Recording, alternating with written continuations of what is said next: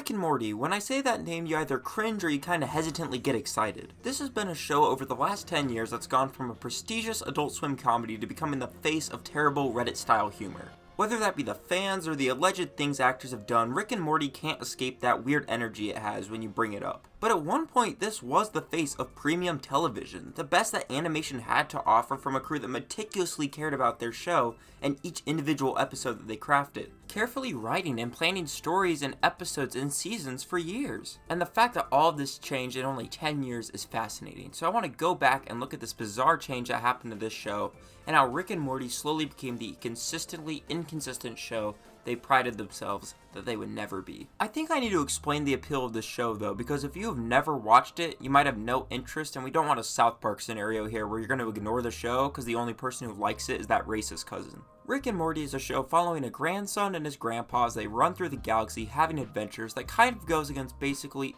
every other animated show you ever watched. Basically, the reason you want to watch this show is because Rick and Morty are hilarious characters and they have godlike powers and they can basically do anything you want, so every episode's gonna be interesting. And that complete lack of a status quo is shown brilliantly in the first episode of the show. We see it even in the first scene, showing a cold open of Rick telling Morty that nothing matters and he's gonna restart reality with Morty being the new Adam, while his crush from high school Jessica is gonna become the new Eve. It instantly shows the dynamic of these characters. Morty is an insecure 14-year-old who can't talk to a girl, and his grandpa's an alcoholic genius who can't see the point of life, even though it's in a universe he has at his fingertips. It's basically the 21st century's answer to Back to the Future. Instead of being a happy look at the past and the future, it's this drunken, weird stumble through life in our universe with no purpose. But no, seriously, that's where the show came from. It's a Back to the Future parody. And the first season of the show blew up because of that insane creativity the entire show had. The first season of Rick and Morty is great from start to finish. It establishes all the characters you love: Rick, Morty, Jerry, Beth, Summer, Mr. Meeseeks. They are all here, and early on they are hitting home run episodes without even trying. But then it hits you with the episode that's so good that it hooked me, and I think a lot of people, to keep watching the show for seasons to come. And no, it's actually not the Mr. Meeseeks episode, even though I love it. It's season 1, episode 6, Rick Potions number 9. It's an episode where Morty tries to give a potion to his crush, so she'll want to have sex with him, but then it infects everyone in the world and they all turn into David Cronenberg monsters. It's a stupid but funny episode that crushes you though at the end when Rick and Morty realize that they've doomed their reality. There's no saving this Earth. They completely ruined it. And then they have this horrible realization that they need to leave. Rick and Morty end up heading to a new dimension where that dimension's Rick and Morty die, and Morty has this horrible existential crisis as he buries himself, staring at a world that has no idea how much he sacrificed to be there,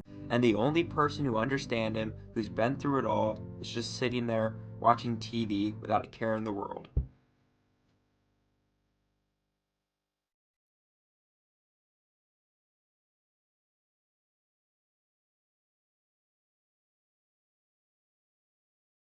Now, if that isn't good TV, and all of the best episodes of this show have that caliber of writing to them. And Rick and Morty's first 3 seasons balance these different styles of episodes brilliantly, setting up episodes that are fun and completely creative, like the Purge episode, and A Rickle in Time, Total Recall, but then they'll set up incredible huge storylines for later down the road, such as the Council of Rick storyline in season 1, that ends up perfectly paying off later with Evil Morty in seasons 3 and 5. The first 3 seasons of this show run a great line between a Doctor Who episode of the week while balancing a somewhat serialized story telling these overarching narratives that they've set up throughout all their seasons. And it somehow works, drunkily stumbling from episode to episode with you somehow able to follow Rick and Morty as they run through all of these adventures that somehow connect brilliantly. And those first 3 seasons just have that magic. This show started off great, season 1, and then seasons 2 and 3 for me are even better, 2 being the best the show ever achieves, but 3 having my favorite episode with the Ricklantis mix-up, which is just one of my favorite episodes of television, full stop. This show was cooking on all cylinders, and then something horrible happened to Rick and Morty.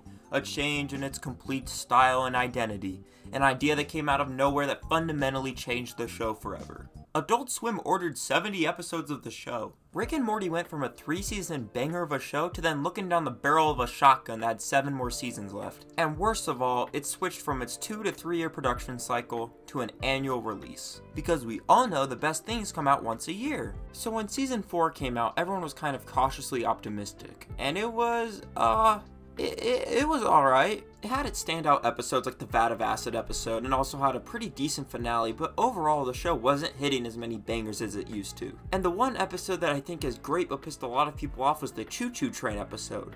Basically, Rick and Morty have to fight God on a train that uses potential to keep it running. So we watch in front of us future season finales disintegrate as the potential for these stories and episodes just disappear. And when I first watched it, I thought this was hilarious because Rick and Morty up to this point hadn't really ever under-delivered with its story. Season 4 was messy, sure, but it was still fun. And then season 5 came out. The good episodes weren't as good, the bad episodes had gotten worse, but, and this is a big but, it was saved by its final 3 episodes, which were fantastic and ended the story of Evil Morty. It felt that it was so good that season 6 had to be back on track and the show would get back to its glory days, and then season 6 showed up. Not that it was bad, far from it. It just didn't have any real episodes that stood out to me. It's easily the most forgettable season of the show so far and had nothing that makes it worth revisiting. And just like season 4's Choo Choo episode just felt like the show unironically was spoiling its own potential. And unlike that episode in season 4, I'm not laughing. This show hasn't gotten really bad, but it has started to tread water. Those filler episodes from season 4 and 5 that aren't bad,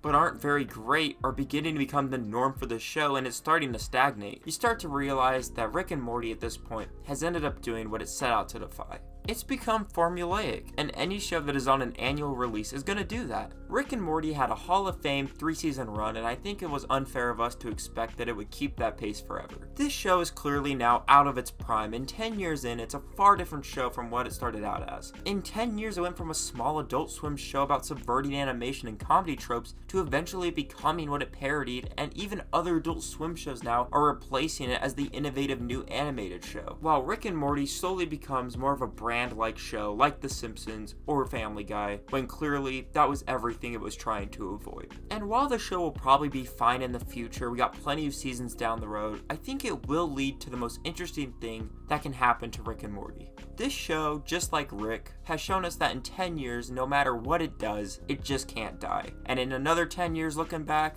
I guess we'll see if that's a blessing or a curse.